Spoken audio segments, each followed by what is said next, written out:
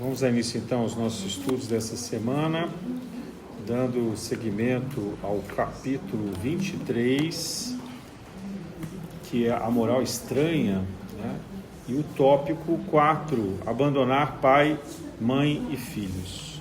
Já falamos algumas vezes a respeito desse capítulo, mas sempre há um aspecto novo, uma característica evangélica, um apontamento de Kardec que nos faz pensar, refletir e evoluir nessa condição de aprendizes de Jesus. E justamente eu queria ressaltar esse aspecto. Jesus, quando ele veio habitar entre nós, ele não esperava que nós fôssemos perfeitos na compreensão dos seus ensinamentos, e nem que nós fôssemos capazes de imitá-lo também na perfeição. Porque se ele quisesse isso, ele teria convidado espíritos já evoluídos, espíritos já elevados, espíritos que já tivessem numa condição perfeita para darem exemplo na Terra. A didática dele era de que pessoas comuns, como nós, com dificuldade de aprendizado, aprisionados aos problemas culturais, ao preconceito, ao racismo, à discriminação, aos desmandos sociais, aos apegos materiais, que essas pessoas, despertando, mostrassem que nós também podemos despertar. Então Jesus parte da premissa de que nós não somos perfeitos, nós estamos muito longe da perfeição e que nós erraremos muito ainda até conseguir alcançar um patamar razoável de seguidores do seu evangelho. Ainda assim, ele insiste, né? E quando ele insiste, ele sabe o desfecho do que vai acontecer. E quando ele diz lá no alto do Monte das Oliveiras, do Getsemane, né? Pai, afasta de mim esse cálice, e depois na cruz, Pai, perdoa-lhes porque eles não sabem o que fazem, não é sobre ele, não é sobre o sofrimento dele, mas é sobre a percepção de quanto isso ainda demoraria, quanto nós somos lentos, atrasados nesse processo, quanto nós impomos dificuldades diante das mudanças, diante do abandono de certos vícios, de certos comportamentos desequilibrados. Então essa condição nos coloca num lugar de seres como ovelhas negras, né? Como ovelhas afastadas do rebanho, como ovelhas difíceis de serem resgatadas. Mas ele insiste, ele persiste, ele acredita que a gente vai conseguir, e por isso nós também acabamos acreditando e aprendendo a nos modificarmos. Então a moral estranha, nesse capítulo de Kardec, ressalta um aspecto importante da condição do atraso que nós temos. Ele fala de ensinamentos que nós não temos sequer capacidade de compreensão, que nós, nem às vezes desencarnados, vamos entender as coisas que aconteceram na nossa vida, e que a gente às vezes costuma atribuir a um castigo divino, ou então a uma culpa nossa na condição de espírito encarnado. Às vezes a gente atribui a uma ideia de karma, no sentido da culpa, da punição e etc. Sendo que, na verdade, essa é apenas uma dinâmica disciplinar, de compreensão, de ensino, de pedagogia, que nós podemos ainda lidar, né? Nós estamos ali, na comparação com os reinos da Terra, no limiar ainda do reino animal. Nós ainda somos muito violentos, somos muito hostis, pouco confiáveis. Eu diria até que animais bastante desregrados, como as feras. Animais ainda muito egoístas, muito brutos, muito apegados àquilo que a gente considera ser nosso por direito, nosso porque a gente quer.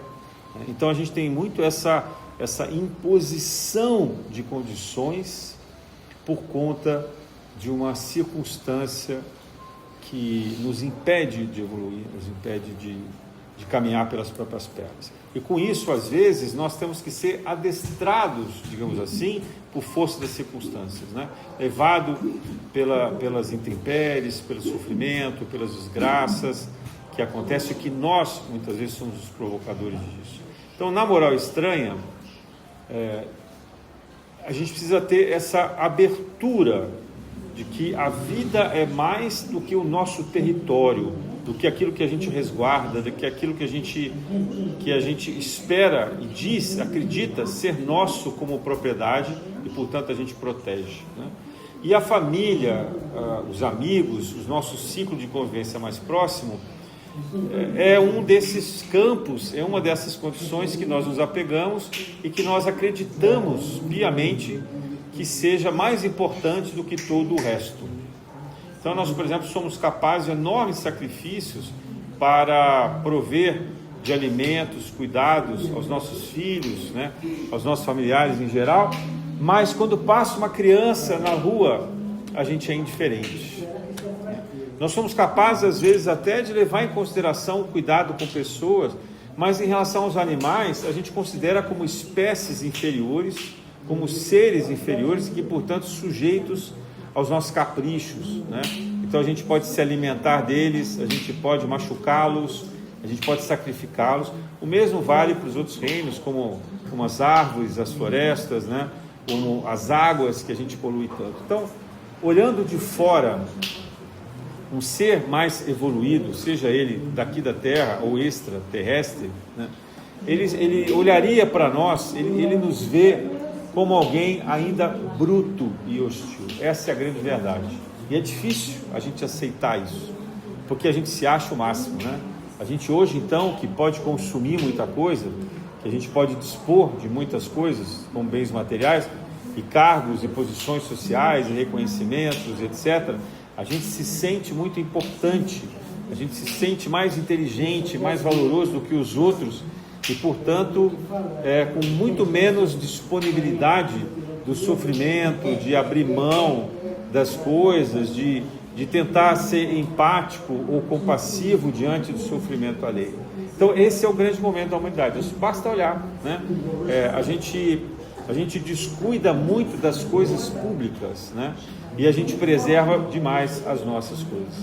Eu vejo aqui, muitas vezes passeando com os cachorros, casas muito bem cuidadas, pintadas recentemente, os jardins organizados, limpos, etc.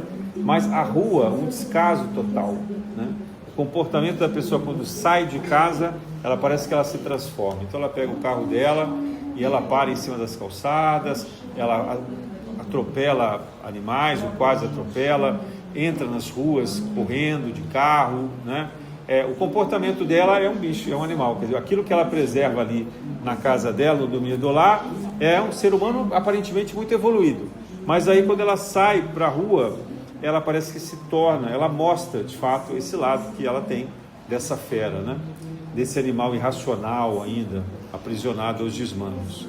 Isso quando não comete corrupção, né? Para ter esse lugar, então, muito bem organizado, bem feito, confortável, que preço ela teve que pagar com corrupção, com desmandos, né? Com bravatas, com ameaças, com sei lá que tipo de coisas, para que pudesse fazer dinheiro, criar recursos, então, para sustentar essa sua vaidade, essa sua condição de ser e se sentir, não de ser, mas de se sentir mais importante que os outros. Então, esse é o momento que a gente vive, gente, né?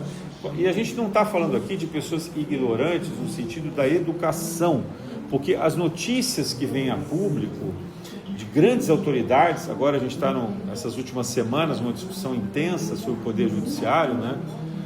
Verificando que, por exemplo, determinados juízes chegam a ganhar R$1 milhão por mês, né?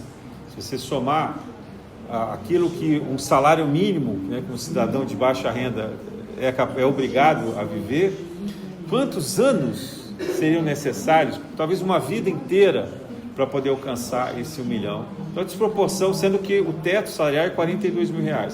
Mas essas pessoas, às vezes até estudiosas, né, com domínio da ciência, do saber, ao invés de usarem esse conhecimento para o bem público, de devolver para a sociedade essa riqueza desse conhecimento, se apegam ali no próprio enriquecimento pessoal, que é o enriquecimento ilícito, imoral, mas que eles fazem de um jeito que parece ser legal, né? E com isso, o máximo de penalização que tem, às vezes é a subtração disso, ou no máximo ainda, às vezes, a aposentadoria, o afastamento, e etc. A gente não ouve falar de alguém que seja responsabilizado por isso e tenha que devolver isso, né? Não estou falando exclusivamente da magistratura, isso serve também para todas as outras classes políticas e também está no domínio empresarial, né? Onde você tem penduricários ou bonificações, ou às vezes outro tipo de benefícios que fazem com que haja uma distância enorme do início da carreira naquela empresa para o topo daquela carreira. Quando fazem isso, pelo menos trazendo o bem à sociedade, né, a gente e essa empresa também procure fazer o bem à sociedade, então diria que de alguma forma está justificado. Mas quando a gente vê que isso tudo acontece nas circunstâncias em que não só a pessoa faz o mal para a sociedade, se locupreta então das vantagens, das oportunidades para enriquecimento de si mesma, e tirar vantagem às custas de outros, né, competindo, mentindo, né, concorrendo de uma forma desleal, mas a própria empresa também trabalha em malefício da sociedade, produzindo produtos ou serviços que causam doenças ou que nos colocam numa condição de não saúde, né? De uma condição de não bem-estar. Então aí a gente vê claramente, nós estamos ainda atrasados demais. Nós somos de fato aquelas ovelhas desgarradas que Jesus se propõe a vir resgatar. E com 8 bilhões de habitantes e muito do umbral trazido para cá, e muitos espíritos de outros orgãos vindo para cá para vivenciar esse período de transição como prova, isso é muito evidente. É muito difícil a gente ter um grupo assim coeso como nós, não que seja melhor do que ninguém, não somos não, mas que pelo menos tenha a intenção de melhorar, que pelo menos tenha o gesto concreto de andar na direção da luz, né?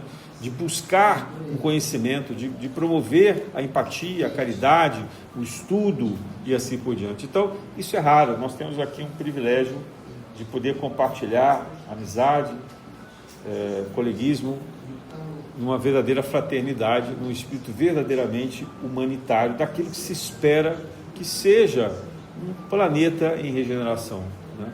Então, isso também, se por um lado nos dá esse privilégio, digamos assim, nos dá a responsabilidade de nós mantermos firmes o nosso testemunho, o nosso exemplo, a nossa força de vontade, apesar de todas as dificuldades, apesar de todas as adversidades que surgirem, para a gente se manter, né, nesse caminho, nesse trajeto que a gente vai construindo passo a passo.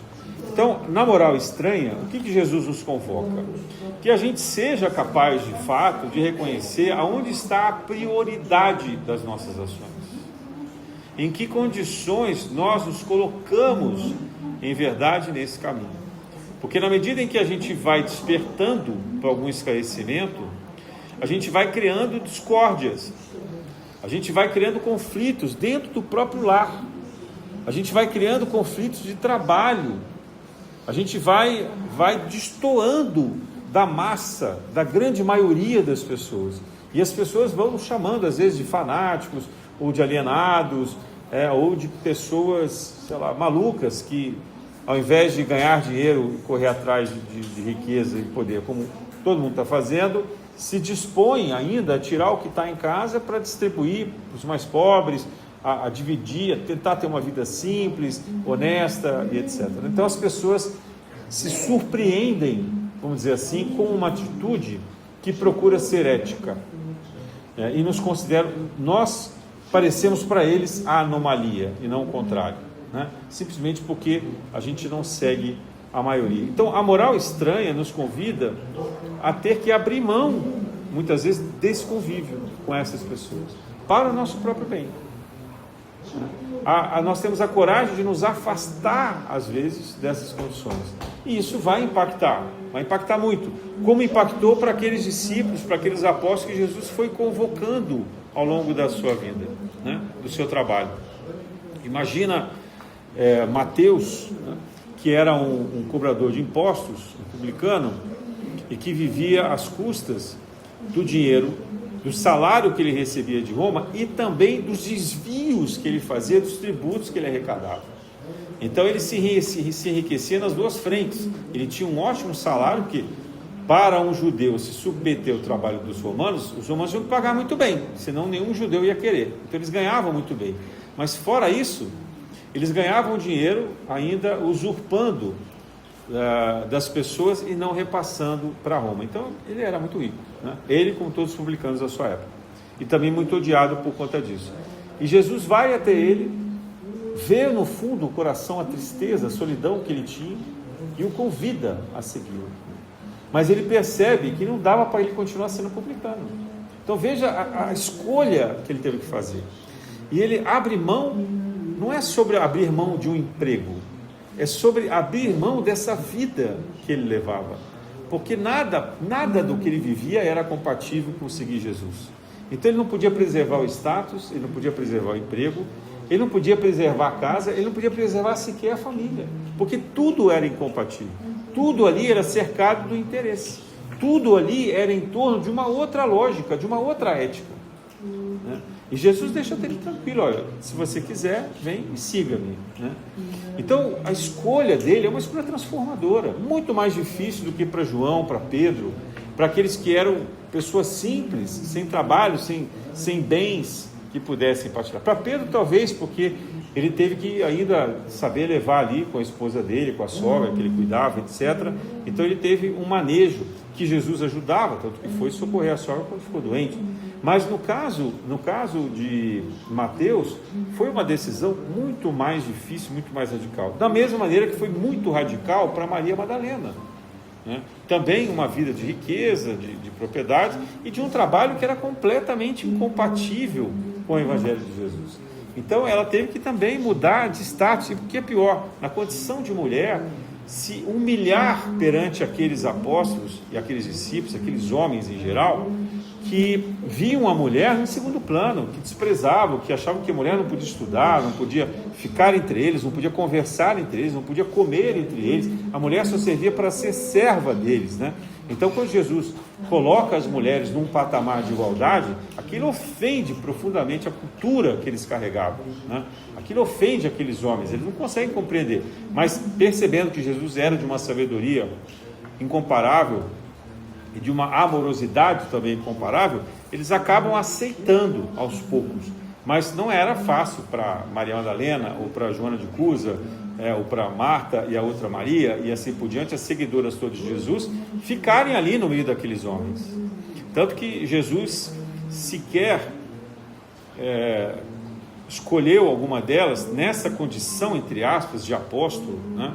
Porque ele sabia que a ignorância era tão grande, e a cultura judaica em geral era tão grande, nessa desproporção do respeito do homem e mulher, desse poder social, que se ele fizesse isso, ele teria provocado então um desvio, vamos dizer assim, de finalidade do seu testemunho, da sua pregação, que não valeria a pena. Então ele vai fazendo isso aos poucos, né?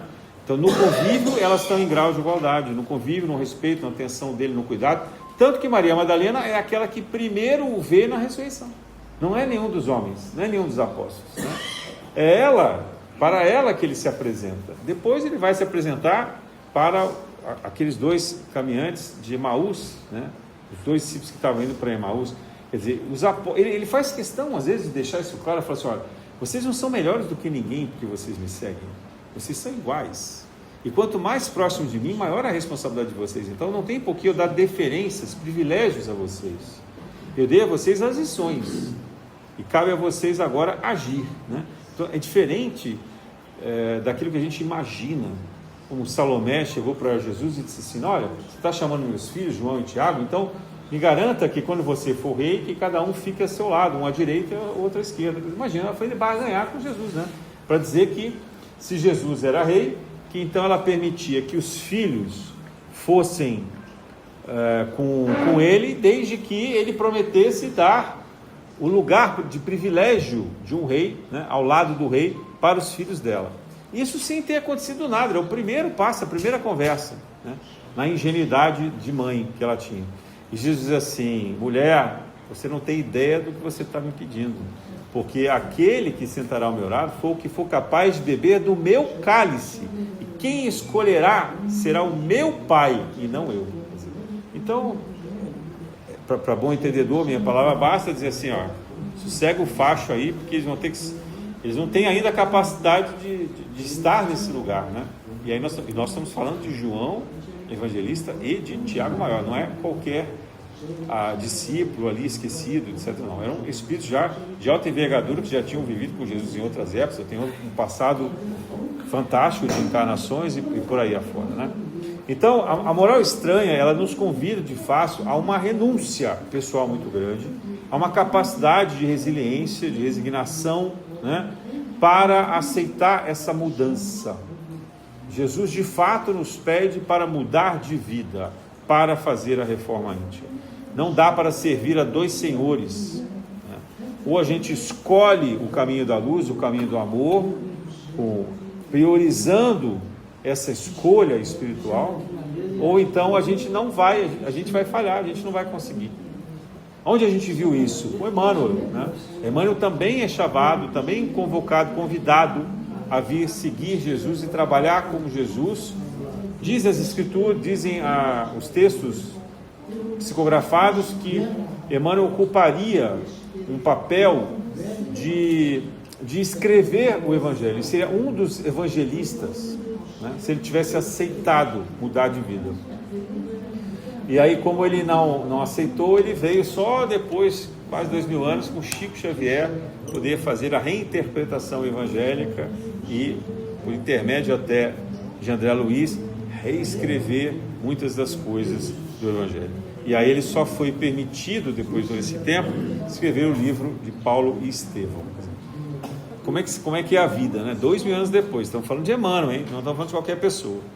Então, Emmanuel, por quê? Porque ele, como senador romano, não quis encontrar Jesus às claras, pediu para encontrar separado de noite, sozinho, no Lago Tiberíades, e vai a ele com a autoridade de um senador, ordenando que ele cure.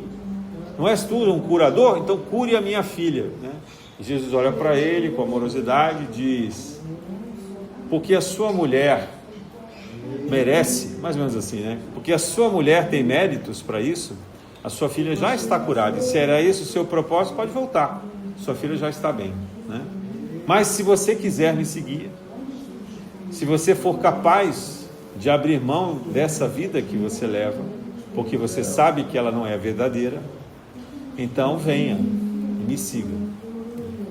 Mas ele, naquele orgulho, naquela vaidade, sonhando talvez de estar nas fileiras de substituição de César, né, de manter firmes seus altos postos e assim por diante, e ainda embaralhado pelo sentimento que ele tinha pela esposa, achando que ela o traía, que era todo um processo também obsessivo que ele passava. Então ele resolve não seguir Jesus. Então a nossa vida é sobre isso. A moral estranha é: será que a gente aceita hoje o convite de Jesus? Será que nós estamos dispostos, né, a mexer ali nas armações da nossa família, na conveniência do nosso trabalho, né, nas nossas práticas desregradas, na nossa ética individualista, egoísta, confusa? Será que a gente está capaz de abrir mão disso para seguir Jesus? Porque é incompatível. Não dá para a gente manter um pé lá e um pé cá, né? E as coisas que estão acontecendo no nosso tempo estão mostrando isso. Aquelas pessoas que pareciam ser honestas, que agiam como se fossem honestas, estão perdendo as suas máscaras. Isso tudo está aos poucos se desmantelando, né? E cada vez mais isso vai acontecer, cada vez mais isso vai vir à tona. A gente tem muito medo do que a inteligência artificial pode fazer, mas um dos benefícios da inteligência artificial é cruzar esses dados todos e dar transparência sobre isso, né? De poder mostrar efetivamente quem nós somos. E quem não deve nada, né? Fica muita gente aí preocupada que estejam vigiando seus gastos, suas coisas. Já fazem isso há muito tempo com cartão de crédito, com conta de banco. Gente, assim, eu sinceramente, eu não sou perfeito, não tenho lá todos os meus problemas, as minhas imperfeições, mas assim, o que é que eu posso ter vergonha do que eu faço? Esse é o ponto. Será que a gente é capaz de olhar no espelho e pensar que a gente erra, mas a gente já não tem vergonha do erro que a gente comete, porque não é tão grave assim, né? Eu não estou vivendo às custas de roubar dinheiro de ninguém, eu não estou matando ninguém, eu não estou estuprando, entende? Assim, quer dizer, esses crimes bárbaros, essa coisa brutal que eu falava no início da palestra, graças a Deus eu não sou mais isso, né? Fui certamente em algum momento, alguma encarnação, mas isso não está mais em mim. Então, o que eu posso fazer se não aceitar a minha fraqueza, tentar aceitar isso com humildade e uma determinação de mudança a respeito disso, né? Então, não é sobre ser perfeito, mas é sobre pretender a perfeição, é sobre ser perfectível, né? É sobre estar no caminho da salvação, é sobre buscar efetivamente imitar os passos de Jesus. É sobre isso. Mas para isso, a gente requer o quê? Uma renúncia pessoal. E vai gerar um incômodo. E nós vamos ter que ouvir, muitas vezes, as pessoas falando mal de nós, nos rejeitando, se afastando de nós. A gente vai ver as portas se fecharem, a gente vai ver as oportunidades de dinheiro, de recursos se afastarem. Infelizmente é isso. Não é que para viver o Evangelho a gente tem que ser simples e pobre. Não é isso. É porque o mundo egoísta, o mundo que valoriza o consumo, que valoriza o poder, a vaidade, não aceita outras pessoas fora disso. Eu me lembro muito de uma passagem de Gandhi, no início da sua carreira, no início do seu trabalho, da sua missão na África do Sul, na Índia. Ele andava como um advogado formado em Londres, ele andava muito bem vestido, né? De terno, gravata.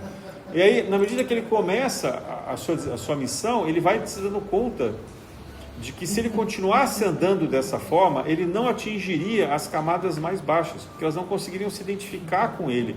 E ele vai abrindo mão desse vestuário, até se vestir numa campanha sensacional que ele fez, estratégica, para, vamos dizer assim, desintegrar o Império Britânico, que mandava que todos eles plantassem o índigo, né, a planta, que depois era exportada para a Inglaterra, manufaturada nos teares lá e devolvida de um preço muito mais caro para eles como roupa. Então, era uma forma de enriquecimento da Inglaterra. E aí Gandhi diz assim, olha, nós não precisamos vestir a roupa inglesa. Então, ele tira o terno dele, a roupa que ele usava, as cachemires e tal, e veste uma roupa simples que ele mesmo foi capaz de fiar, né, num tear manual. Tem uma foto clássica dele, envolvida assim, alguns panos, e com os pés ele pedalava o tear e fiava, fazia o fio e dali ele tecia a própria roupa, né? Então ele mostra para os indianos que esse sacrifício era importante, porque enquanto a Inglaterra não compreendesse que ela não podia explorá-los dessa maneira, que ela deveria ser justa, eles ficariam dependentes dela. E ele consegue mudar o pensamento de uma nação inteira, de milhões de pessoas, sem levantar uma arma, sem provocar a guerra. Ele faz isso pela paz. Então, mas ele precisa ser simples, ele precisa se colocar numa posição de simplicidade. Embora tivesse conhecimento, sabedoria, estudo, reconhecimento público de um advogado inglês, etc. Mas ele abre mão disso para se colocar na condição daquele povo mais simples, né? E vence. Ele é vencedor disso. Então, a gente tem que pensar naquilo que a vida pode nos oferecer. Eu dizia, pouco antes do carnaval, né, na palestra passada, que importa pouco se você fez jus ou não para conquistar os recursos que você tem hoje. O que importa mais é saber se você continua fazendo jus a manter o que você tem, né? Será que é honesto ter alguns milhões de reais em conta corrente, enquanto outros passam fome? Então, esse é o dilema da nossa época, né? Onde quem tem muito, conquista cada vez mais, porque Você não precisa produzir riqueza, você não precisa ter empresa, você não precisa fazer nada, basta você investir num banco, que investe em outro, que investe em outro, e assim você vai se enriquecendo em papel, né? Em moeda digital. Mas você não produz riqueza, você não devolve riqueza para a sociedade, você não gera emprego, você não gera educação, você não gera saúde, você não gera bem-estar, você só produz dinheiro em cima de dinheiro. Então é preciso pensar na imoralidade e no distanciamento evangélico que isso representa.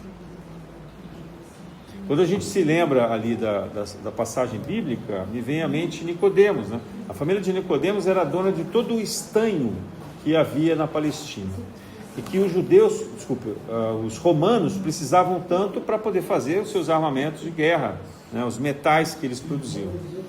Então eles eram riquíssimos, mas isso ainda assim gerava uma insatisfação profunda em Nicodemos. Nicodemos vai, num calar de uma noite, escondido, né? Ele que era o chefe dos fariseus, ele vai escondido para conversar com Jesus. A mesma coisa que Emmanuel fez, só que ao contrário de Emmanuel, ele resolve seguir Jesus, né? A gente não sabe o que ele fez com a riqueza, mas a gente tem testemunhos, inclusive porque ele foi uma das pessoas que foi, junto com Zé de Arimateia, retirar o corpo de Jesus na cruz e fazer o sepultamento dele em pleno Shabat, né, que ele estava proibido de fazer. Então ele tem mostras de que ele se modificou, de que ele fez uma reforma íntima.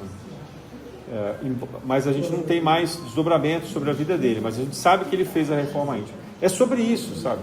É sobre a gente olhar para a gente mesmo, olhar para aquilo que nos cerca e pensar se a vida que a gente tem é uma vida justa, é uma vida boa. Não precisa ser uma vida miserável, não precisa ser uma vida extremamente humilde, mas tem que ser uma vida equilibrada, uma vida de bom senso, né? Uma vida que faça sentido nas nossas prioridades, que a gente possa escolher corretamente aquilo que é bom e partilhar aquilo que a gente tem. Encontrar até forma de tirar um pouco do que, não é só o que nos sobra, é daquilo que a gente tem de fato, né? Que a gente possa abrir mão um pouco disso e ajudar aqueles que mais necessitam. E não ajudar como quem dispensa um dinheiro ou um recurso para se ver livre daquela pessoa, ou para se orgulhar de que se é bom, mas de uma maneira, de uma forma que a gente aprenda com esse outro, que a gente oferta alguma coisa, que a gente aprenda o quanto isso representa para nós mesmos também um ganho, né? Como é bom doar, como é bom partilhar da vida, da atenção, do cuidado, do carinho, né? De estar presente na vida do outro, sem esperar. Tem gente que vai agradecer, tem gente que vai fazer questão de demonstrar algum reconhecimento, mas olha, a grande maioria vai embora, né? E tudo bem, né? Tudo bem sobre isso. A gente tem que ser capaz de entender essa condição. E quando a gente se abre para isso, essas oportunidades, elas vão aparecendo, né? Essas pessoas vão surgindo na nossa frente para que a gente possa aprender a compartilhar. E às vezes um gesto que a gente faz transforma a vida daquela pessoa. Uma pessoa que nunca teve ninguém que falasse com elas, que nunca teve uma atenção, um cuidado, que nunca teve um respeito, de repente uma pessoa de fora que não conhece se dirige a elas e fala alguma coisa, bom dia, né? Um comentário singelo, isso transforma a vida daquela pessoa. Isso valoriza. Não que a gente tenha a obrigação de fazer isso, não é sobre obrigação, é sobre o fazer porque é bom fazer, né? Eu sempre vejo isso como um grande aprendizado, e é difícil, não é fácil não, porque às vezes a gente nem quer se envolver muito. Hoje é difícil a gente se envolver com as pessoas, né? Na rua, em casa, assim, porque a gente não sabe o que vem, a energia que está ali. Mas a gente precisa fazer esse sacrifício. A gente precisa ser capaz de entrar um pouco nesse ambiente tormentoso para que a gente também melhore a gente mesmo, sabe? Então é necessário, né? É necessário que a gente se exponha, é necessário que a gente testemunhe, vamos dizer assim, essa fé que a gente fala. E aí essa moral estranha impõe para a gente também um estranhamento de si mesmo, né? Nós nos tornamos estranhos para a gente e para o mundo. Então a gente precisa aceitar isso. Olha, nós seremos estranhos a partir de agora. As pessoas vão nos achar estranhos. Elas vão nos achar estranhos até o momento que elas precisarem de nós. Até o momento em que o nosso gesto, o nosso testemunho, a nossa caridade sirva para elas no momento de desespero. Porque nessa hora elas vão descobrir quem estava certo ou quem estava errado. Nessa hora é que vai fazer a diferença. É mais ou menos assim quando algum agente doente ou levando algum parente doente no hospital se depara, por exemplo, com uma enfermeira extremamente atenciosa no cuidado, né? E troca o turno e chegam daquelas frias assim, que ó, tá bom, tá aqui o teu medicamento, não sei o que, tá lá, ali o pinico, né? Vai lá no banheiro a hora que você puder. Se você sentir alguma coisa, você toca a campainha, vira as costas e vai embora, né? Então assim, não é sobre a operação do cuidado, não é sobre o protocolo do cuidado, não é sobre a obrigação, mas é sobre o porquê fazer isso, né? Fazer porque se gosta de fazer porque a gente quer tocar o outro de verdade, né? E às vezes eu vejo o contraste. O hospital é um ótimo exemplo para isso, porque muitas das vezes as enfermeiras têm todo esse perfil, esse cuidado, esse papel, e aí entra o médico, a médica fria, né? Aquela coisa assim, de fazer o diagnóstico, de falar do procedimento, de prescrever o remédio e vai embora. Pum! Mais 30, 40 quartos que ele vai visitar ali naquele plantão, né? Por quê? Porque às vezes o conhecimento faz com que a gente também se torne frio dessa maneira, né? A postura social, a posição social às vezes nos afasta dessa amorosidade. André Luiz nos fala isso, nos conta isso na condição que ele se viu como médico desencarnado, a frieza com que ele trabalhava com os pacientes e o descaso com aqueles que precisavam dele sem ter dinheiro para serem socorridos, né? Então ele se dá conta da responsabilidade que ele tinha e dos males que ele provocou por conta disso, dos regramentos que ele causou, né? Então a vida às vezes nos faz assim. Por isso que quanto mais alto a gente sobe ou quanto mais a gente ganha, mais difícil é que o nosso coração se deixe tocar pelas palavras de Jesus. E a gente precisa despertar para isso. E é por isso também que a espiritualidade nos conta que quando se está lá nas salas preparatórias, nos programas, nos cursos preparatórios da encarnação, a grande maioria das pessoas pedem para vir pobres. Não, por favor, me deixe pobre. Eu não quero aprovação da riqueza, não quero aprovação da fama, não quero aprovação do poder, porque eu sei que eu vou errar de novo. Já errou, sei lá quantas encarnações, então imploram pela pobreza, né? E a gente vê muita miséria no mundo. Se a gente olhar o mundo hoje, 8 bilhões de pessoas, apenas 1% da população mundial detém mais de 20% de toda a riqueza mundial. Já está se falando desse número, está se aproximando a 40%, né? 30% a 40%, quer dizer, a diferença é cada vez maior. Por quê? Porque também os espíritos pediram para vir pobres. Tem alguns em pobre involuntária? Tem. Aqueles que estão ali em condições de guerra, né? de vida muito extrema, mas esse é um número pequeno comparado com esses 8 bilhões. Quando a gente fala desse número gigantesco de habitantes na Terra hoje, tem muita gente aí que está por escolha dessa condição de vida mais simples e às vezes até miserável. Então por quê? Porque tem um medo e ao mesmo tempo uma convicção de que é difícil viver uma vida de riqueza e de autonomia, de bem-estar. Por quê? Porque acaba criando um egoísmo, né? Não estou dizendo com isso que as pessoas que são ricas, todas elas são egoístas e vaidosas e orgulhosas, etc. Mas que há uma ameaça muito grande disso acontecer, né? Uma palavra moderna, ao invés de falar de egoísmo, vaidade, etc., a gente pode usar a palavra indiferença, né? Então, eu vi, por exemplo, uma notícia, aconteceu acho que de ontem ou de ontem para hoje, Alemanha, com esse frio que está na Europa, imenso, abaixo de zero, um avião atrasou um pouco o procedimento para a decolagem, já estava na pista e o aeroporto simplesmente fechou. E quando o aeroporto fechou, os serviços do aeroporto fecharam também, todos eles foram encerrados. Então, os mais de 100 passageiros, não sei quantos, porque eu vi notícias que falavam em 120, outros falavam de 500, muitos passageiros ficaram dentro de um avião a noite inteira, esperando, sem cobertor, sem comida, sem água, esperando o aeroporto reabrir, para eles poderem decolar e receber o serviço. Assim, num país como a Alemanha, tem alguma coisa errada acontecendo, né? Porque se virou, apertou um botão e desliga do mundo, e as pessoas? Cadê? Não são coisas, não é sobre coisas, é sobre pessoas. E ali, no caso, não eram estrangeiros, pessoas pobres, miseráveis, que estavam fechando os olhos, eram pessoas como eles, como nós, né? Pessoas que pagaram por suas passagens, que tinham posse, que eles estavam ali, esperando para viajar, esperando pelo cuidado, e não tiveram um cuidado humanitário. Então a gente vem perdendo a humanidade. A gente trata, de fato, as pessoas cada vez mais como objetos, né? Nós estamos nesse contexto de objetos e que cria uma desproporção de humanidade. E se a gente faz isso com pessoas, pior ainda, a gente faz com os animais, com a natureza e etc. Então, hoje a gente polui o planeta sem culpa, né? A gente consome, a gente se alimenta de carne animal, de sacrifício animal, sem culpa, né?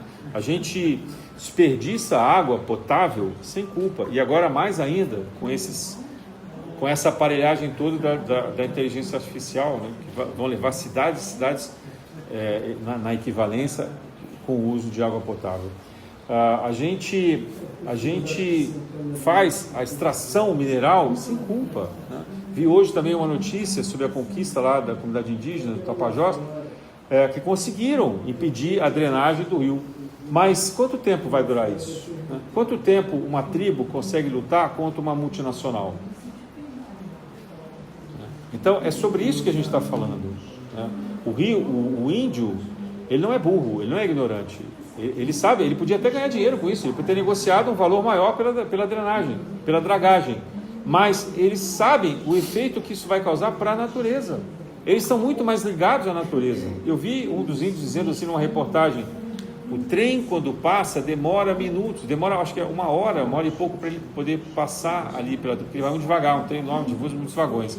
Ele fala assim: todo o entorno da floresta desmonta nessa hora. Os animais não andam, os pássaros não cantam, não voam, né? Tudo tremula, tudo perde o rumo, tudo perde o sinal.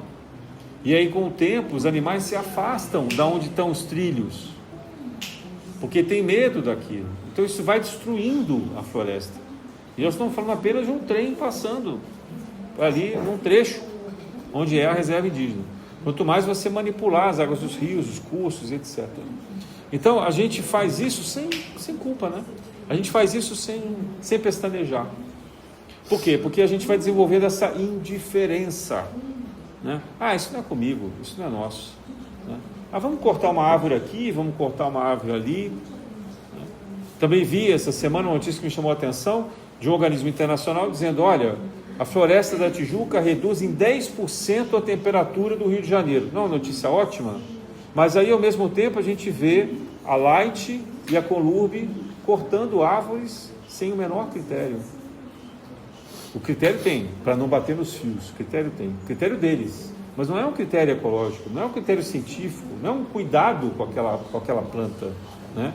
E aí nós vamos perdendo esse benefício que nós temos de ter um calor 10% menor daquilo que nós poderíamos ter aqui se isso fosse uma cidade inteira sem árvores, sem plantações. Então nós fazemos isso como se fôssemos ignorantes, mas nós não somos ignorantes. As informações estão aí. Jesus nos alerta para isso.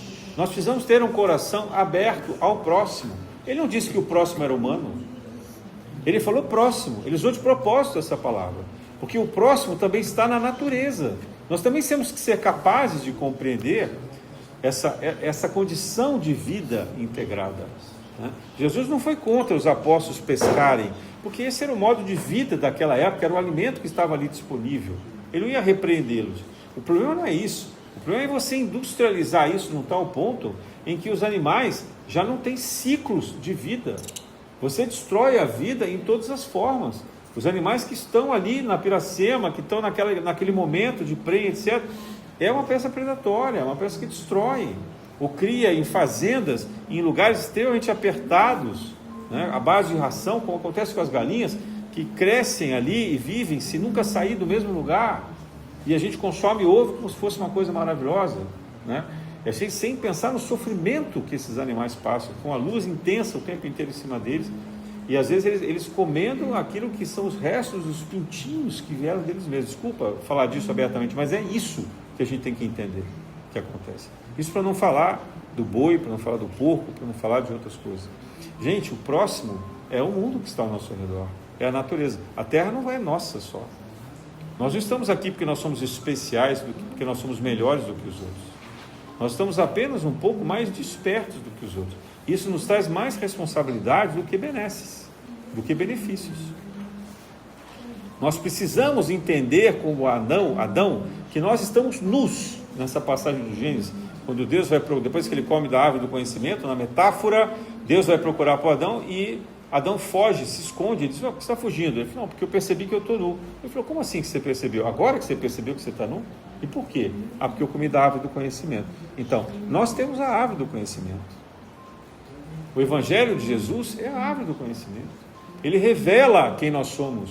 Ele revela aquilo que está dentro do nosso coração de verdade. Não é o que sai pela boca. É o que está no nosso coração. São os nossos sentimentos, a profundidade daquilo que a gente, de fato, quer se transformar na reforma íntima. Então, se a gente não age em consonância com isso, a gente vai se perder em mais uma encarnação, e talvez em outra, e outra, e outra, e outra.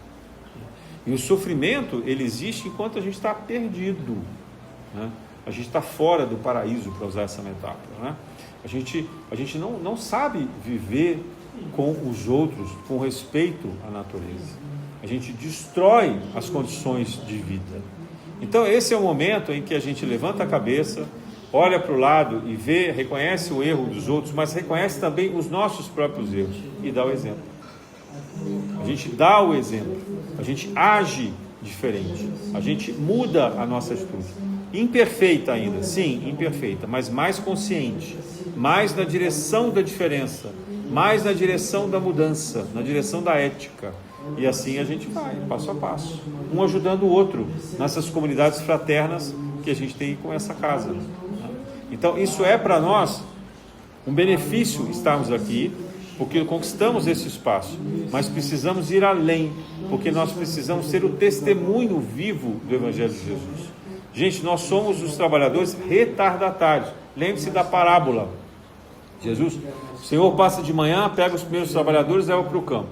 Depois ele passa ao meio-dia, tem outros trabalhadores ainda esperando, ele vai lá, pega e leva para o campo. E no final do dia, ele vê que ainda tem pessoas ali que estão esperando.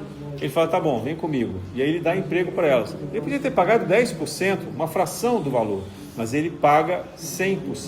Nós somos os trabalhadores da última hora. Somos os preguiçosos, os desgarrados, mas estamos aqui. A recompensa é a mesma. A recompensa é o despertamento, é viver no mundo de regeneração. Então, precisamos erguer a nossa cabeça e ter confiança e coragem de agir na direção desse bem, porque essa é a nossa chance. Não é a última encarnação, podemos ter milênios pela frente, mas a chance de estar na Terra, nesse planeta em evolução, é agora. Eu acho que é isso que o Espiritismo nos ensina de uma forma muito clara. Não é o único a falar sobre isso, mas é um momento da gente compreender que esse é o chamado de Jesus e que a gente precisa aceitar. Precisa aceitar com fé e com confiança que nós vamos conseguir agir dessa maneira esperada, na graça de Deus.